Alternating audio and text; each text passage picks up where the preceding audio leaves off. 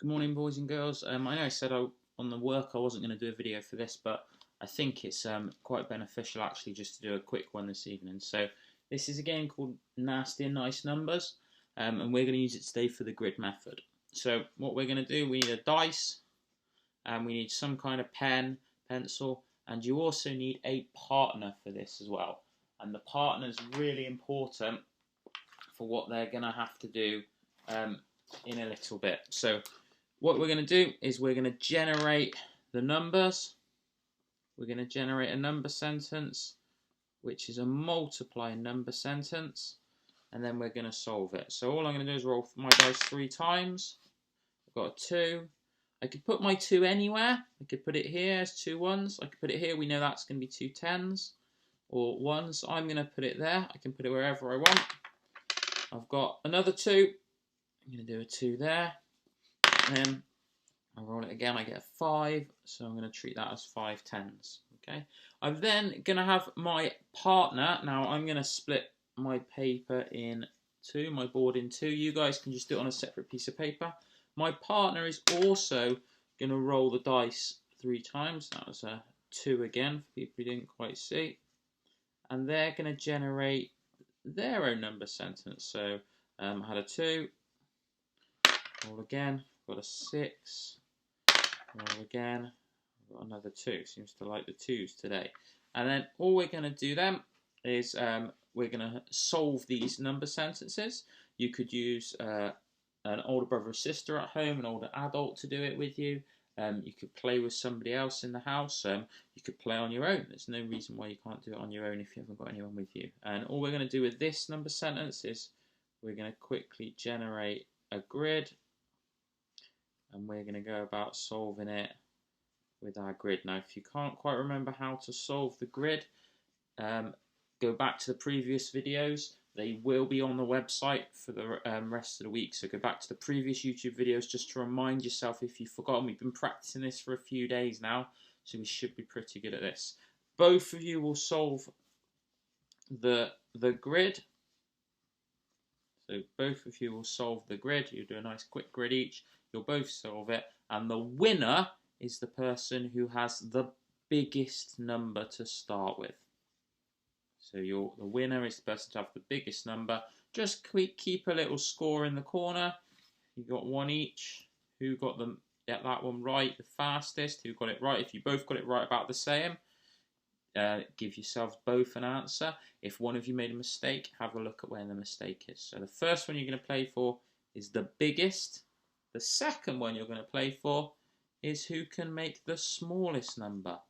Now, to think about how we make the biggest number, to think about how we make the smallest number, what you really need to think about is, right, where am I putting my numbers in this number sentence? Where do I put them to get the biggest possible answer? And the more practice you have, the better you'll get at finding where's the best place to put these numbers, the largest numbers, the smallest numbers, to get myself the smallest answer and play around with that. That's the first game you're going to have a go at. Go away, have a go at it, keep a score. You could have prizes for the winners, things like that. And then pause this, and then in a minute I'll put up the next game, which is slightly different.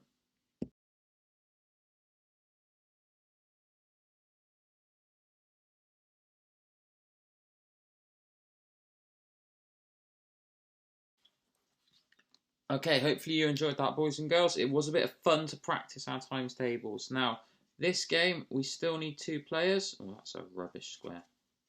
We still need 2 players to solve the questions. We're still working with 1 digit multiplied by 2 digit, and we're still solving it using a grid when we get to generate the numbers.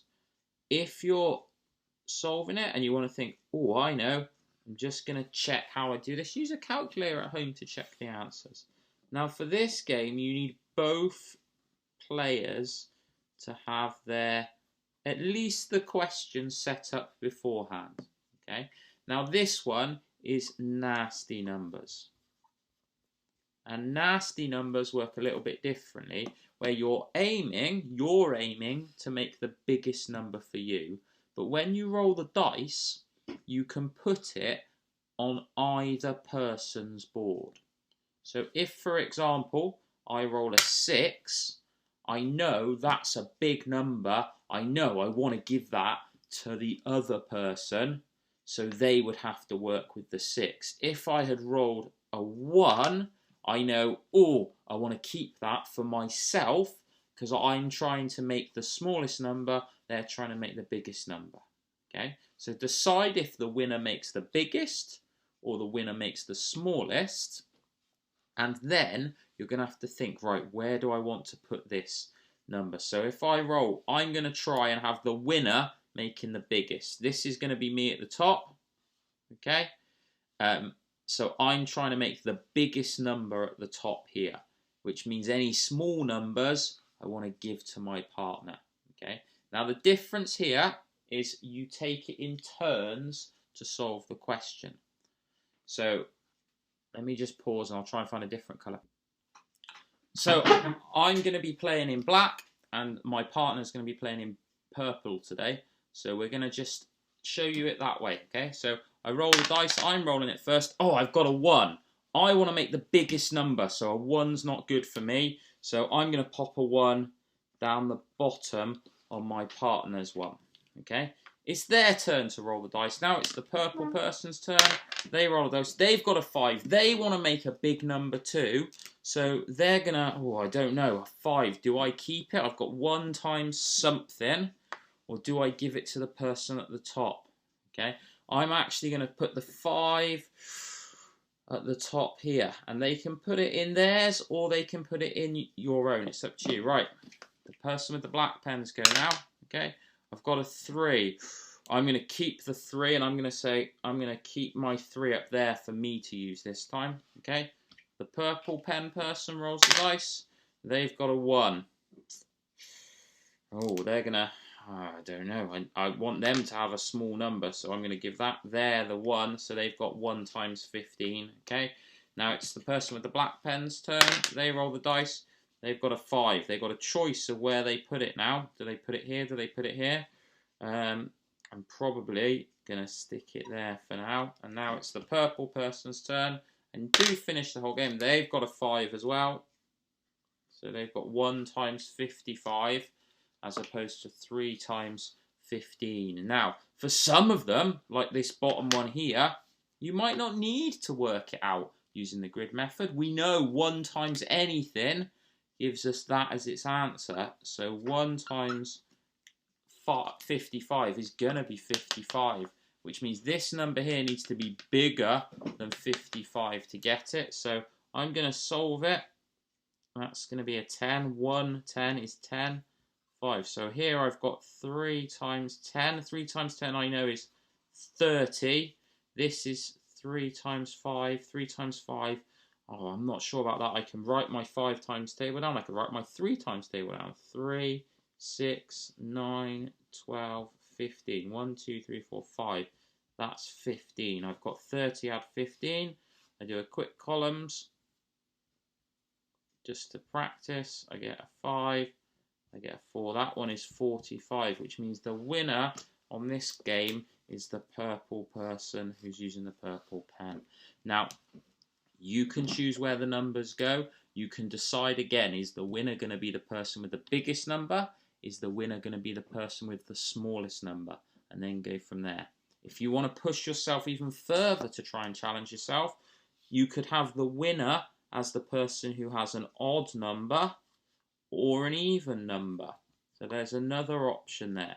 You can have bigger, smaller. You could have the person is the winner as the odd or even number. And think, right, where do I have to put my numbers in for that?